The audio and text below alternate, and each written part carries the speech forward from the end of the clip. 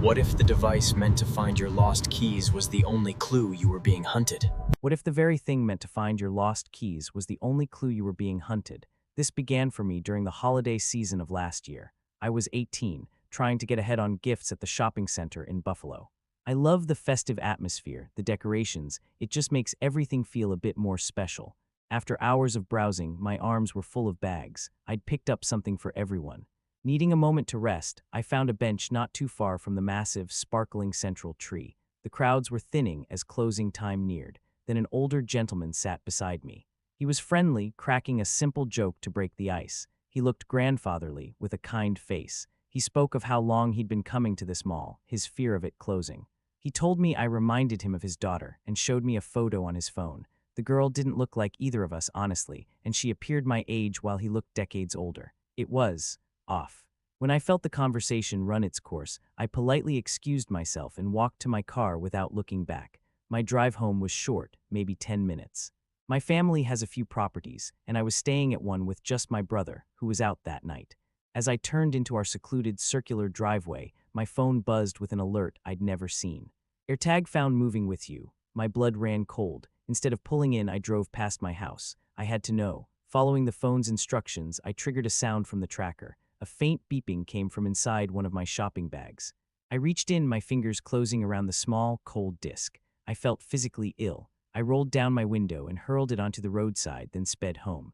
I rushed inside, locked the door, and called my brother. He told me to call him if anything happened, his serious tone cutting through his own night out.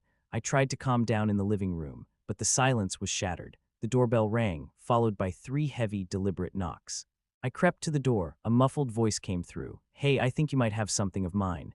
It was him, the man from the mall. He'd watched me through the textured glass. I backed away as he insisted it was an accident. I didn't believe a word. He'd seen which house was mine. That was the goal. I called my brother again, then the police. Peeking back, I couldn't see his shape at the door. Maybe he'd left. I turned on the TV, trying to drown out the panic. That's when I saw movement in my peripheral vision. I turned slowly. The man was standing right outside the living room window, his face pressed against the glass. He smiled, a wide, chilling grin when our eyes met. He tapped on the pane. "I love it when they act like they don't see me," he said. I screamed into the phone to my brother. By the time my brother and the police arrived, he was gone. No trace. The officer gave me a case number and suggested I contact Apple. The process was daunting, and when nothing else occurred for weeks, I let it drop. But I can't forget the picture on his phone. Was that girl another story that never got a chance to be told? My name is Lena. This happened after I moved to a new city for a job. It was a normal Tuesday. The commute home was 15 minutes, a podcast in my ears. Then the notification appeared. AirTag found moving with you. It said it had been traveling with me for over an hour. My car. Someone had put it in my car. I searched frantically under seats in the trunk but found nothing. I had to drive home, potentially leading a stranger to my apartment. The feeling of violation was immediate and deep.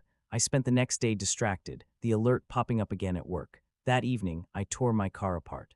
Just as I was about to give up, my fingers brushed against a hard, flat object wedged deep in the seam where the back seat meets the frame. I brought it inside, hands trembling, and removed the battery. Who could do this? An ex. A stranger. The exposure was terrifying. 2 nights later, I came home late. My apartment door was already open, not just unlocked but standing ajar. I live alone. I didn't step inside.